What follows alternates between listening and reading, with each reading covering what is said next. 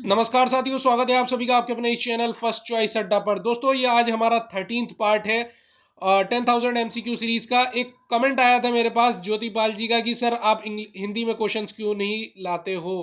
तो मैं आप लोगों को ये बताना चाहता हूँ कि देखिए, हिंदी में भी क्वेश्चंस बहुत जल्दी आ जाएंगे और मैं समझाता तो हिंदी में ही हूँ। खैर, और आज हमारी जो वीडियो है उसमें पहला क्वेश्चन आपके स्क्रीन पर आ चुका है।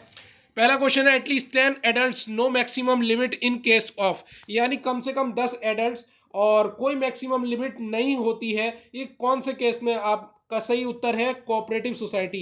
कोऑपरेटिव सोसाइटी देखिए ऐसी ऑर्गेनाइजेशन है जिसमें कम से कम 10 में एडल्ट्स मांगे जाते हैं और मैक्सिमम लिमिट कितनी भी हो सकती है। What is the limit of members in case of A private company? Private company में लिमिट क्या होती है? तो देखिए, प्राइवेट कंपनी में जो लिमिट है वो सेट कर रखी है 200। तो राइट आंसर है 200। नेक्स्ट है, the life of self proprietorship business is. यानी जो एकल स्वामित्व वाला बिजनेस है, यानी जिसमें एक ही बंदा काम करता है, वो सब कुछ संभाल रहा है, खुद सारा बिजनेस देख रहा है, परचेजिंग का मतलब सब कुछ वो खुद देखता है, तो वो सोल प्रोप्राइटरशिप माना जाता है। और उसकी लाइफ जो है अनस्टेबल है, यानी उसकी डेथ हो गई तो बिजनेस खत्म हो जाता है। तो life of sole proprietorship business is unstable because in sole trade only one person वो सारे के सारे टास्क करेगा और डेथ हो जाएगी तो कंप्लीटली बिजनेस सेट हो जाएगा। तो सोल ट्रेडर के साथ ये समस्या आती है, लिमिटेशन होती है कि लाइबिलिटी उसकी अनलिमिटेड है। मतलब लॉस में बिजनेस जाएगा तो सारा का सारा लॉस उसे खुद देना है और पर्सनल एसेट्स बेच के देना है। लैक ऑफ रिसोर्सेज है, इम्प्रॉपर मैनेजमेंट भी है, मैनेज नहीं कर पाता एक ही बंदा सारी चीजें। नेक्स्ट है, provision of residential accommodation to the members at reasonable rates is the objective of. यहाँ पे बोला जा रहा है कि ये जो प्रोविजन बनाया गया रेजिडेंशियल अकोमोडेशन के लिए, तो किन मेंबर्स के लिए बनाया जाता है? तो जो हाउसिंग कोऑपरेटिव, तरह तरह की कोऑपरेटिव सोसाइटीज होती हैं, तो हाउसिंग कोऑपरेटिव में क्या होता है, सस्ते रेट्स पे उन मेंबर्स को, जो मेंबर जुड़े होते हैं कोऑपरेटिव के साथ, उनको मकान मुहैया कराए जाते हैं। नेक्स्ट है, the capital of company is divided into number of parts which one of the are called. तो दोस्तों, यहाँ पर क्या होता है, कंपनी में क्या होता है, छोटे छोटे पार्ट्स बना दिए जाते हैं। एक बहुत बड़ी कैपिटल होती है, ऑथराइज करा ली जाती है, और मान लीजिए 10 लाख की कैपिटल है, तो उसको तोड़ दिया जाता है छोटे छोटे पार्ट में। 10 रुपए का एक शेयर बना दिया, ठीक है, तो उसके टुकड़े कर दिए जाते हैं, उसको शेयर्स कहते हैं। नेक्स्ट है, the maximum number of partners allowed in the banking business. तो जो maximum number of partners banking business में माने जाते हैं वो 10 माने गए हैं। तो सही आंसर है डी। न्यू कंपनीज एक्ट 2013 ने ये प्रिस्क्राइब किया था कि maximum number of members in case of partnership firm should not be, partnership firm की बात करें तो उसमें should not be more than 100 in case of partnership as per the previous companies act 1956 था इससे पहले। तो मैक्सिमम लिमिट पार्टनरशिप के केस में 10 थी और 20 थी बैंकिंग बिजनेस के लिए एंड अदर बिजनेस के लिए। तो इसमें बीच बीच में मैं अदर क्वेश्चंस भी कवर कर लेता हूँ एक ही क्वेश्चन के माध्यम से। In a cooperative society the principle followed is. देखिए, कोऑपरेटिव सोसाइटी में क्या होता है कि जो प्रिंसिपल फॉलो किया जाता है वो होता है वन मैन वन वोट। यानी एक आदमी, उसका एक ही वोट रहेगा, 10 वोट नहीं दे सकता वो। तो कोऑपरेटिव सोसाइटी में होता है ऐसा। नेक्स्ट है, the structure in which there is a separation of ownership and management as per law is called. तो देखिए, स्ट्रक्चर क्या है जिसमें सेपरेशन हो जा रहा है एक तरीके से, ओनरशिप अलग, मैनेजमेंट अलग।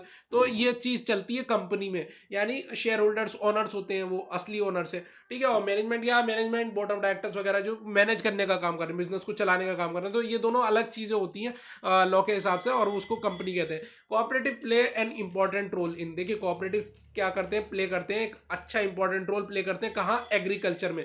तो कृषि वाले क्षेत्र में कोऑपरेटिव अच्छा रोल प्ले करते हैं। नेक्स्ट है, तो देखिए कोऑपरेटिव क्या है, एक इंडिपेंडेंट एसोसिएशन इंडिविजुअल्स की, यानी जो एक एक एक लोग हैं उनकी क्या इंडिपेंडेंट एसोसिएशन बनी हुई है, विच वर्क्स टुगेदर वॉलेंटरली, और साथ मिलकर काम कर रहे हैं ताकि सोशल कुछ सामाजिक, इकोनॉमिक, आर्थिक या कल्चरल कुछ जो नीड्स हैं वो पूरी की जा सके किसी एंटरप्राइजेस के थ्रू। तो कोऑपरेटिव प्ले करता है इंपॉर्टेंट रोल लाइफस्टाइल सुधारने में। लोगों की, जो लोग जुड़े होते हैं, जैसे फार्मर्स है तो एग्रीकल्चर से जुड़े हुए हैं, तो हाउसिंग कोऑपरेटिव्स में कुछ हाउस मिल जाते हैं लोगों को सस्ते रेट्स पे, जैसे अभी पीछे क्वेश्चन में आया था। तो यहाँ पर क्या होता है, लोगों की समस्या अच्छे से हो जाती है सॉल्व। तो यहाँ कोऑपरेटिव से ज़्यादा लोग जुड़ते हैं।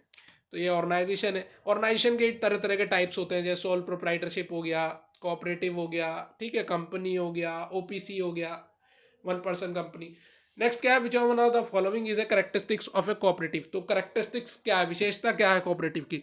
देखिए कोऑपरेटिव की विशेषता ये होती है कि profits are not subject to income tax, यानी यहाँ पर जो भी प्रॉफिट आप कमा रहे हैं वो इनकम टैक्स के दायरे में नहीं आता है। तो एक बहुत अच्छी बात होती है, और लोगों की मदद होती है। ज़्यादातर जो लोग होते हैं जुड़े होते हैं इससे, वो सामाजिक उनकी एक तरीके से सोशल सर्विस का काम होता है बेसिकली इसमें।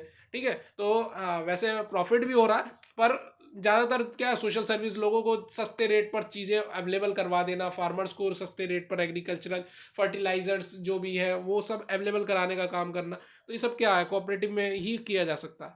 नेक्स्ट क्या है, provide for the greatest degree of continuity. तो देखिए कॉरपोरेशन में ऐसा होता है कि भाई चलता रहता है, चाहे कोई आए चाहे जाए, मर जाए, कुछ भी हो जाए, A to Z वो बिजनेस चलता रहेगा, उसमें कोई भी असर नहीं पड़ेगा। जबकि सोल प्रोप्राइटरशिप में क्या हो जाता है, भैया एक बंदा चला रहा, खत्म हो गया तो बिजनेस भी खत्म।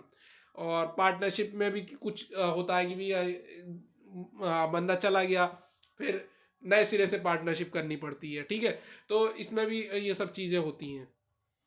विच are of the following is probably the most important reason for incorporating. तो ज़्यादातर क्या है कि मोस्ट इंपॉर्टेंट रीजन क्या है कॉर्पोरेट कराने का, लिमिटेड लाइबिलिटी हो जाती है शेयर होल्डर्स की, कि भैया शेयर होल्डर्स सीमित उनकी लाइबिलिटी होगी, कि लॉस हो भी गया तो उन्हें पर्सनल एसेट्स अपने नहीं बेचने पड़ेंगे। तो यहाँ पर ये फायदा होता है। नेक्स्ट है, a partner is an owner who has unlimited liability and is activate in managing the firm. तो देखिए एक ऐसा पार्टनर जो कि ओनर तो है और उसकी लाइबिलिटी भी अनलिमिटेड है, और वो एक्टिवली पार्टिसिपेट कर रहा है मैनेज करने में फर्म में, तो वो जनरल पार्टनर माना जाएगा। यानी उसकी लाइबिलिटी अनलिमिटेड है, उसको पर्सनल एसेट्स भी बेचने पड़ सकते हैं अगर लॉस हो जाता है और बिजनेस डूब रहा है, तो ऐसे केस में तो जनरल पार्टनर आ गया। Dash is a business with 2 और मोर ओनर्स।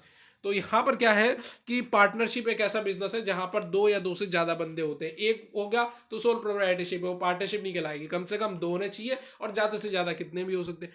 तो नेक्स्ट है, विच one of the following is an advantage of sole proprietorship. Sole proprietorship की एडवांटेज क्या है कि भैया यहाँ पर ओनरशिप खुद खुद का अपना मालिक, कोई कुछ कहने वाला नहीं। स्टार्ट कर सकते हैं आप आराम से, एक चाय की दुकान खोल के बैठ जाओ, खुद का बिजनेस है नहीं, कुछ परचून की दुकान खोल के बैठ गया, अपना बिजनेस, कोई कुछ कहने वाला नहीं, सब कुछ मैनेज खुद करना है, और पैसा जो भी प्रॉफिट होगा वो खुद का है, किसी के साथ डिस्ट्रीब्यूट नहीं करना। तो ये एक एडवांटेज होती है। वीडियो पसंद आई तो लाइक करें, चैनल को सब्सक्राइब करें और बेल आइकन को दबाना बिल्कुल ना भूलें।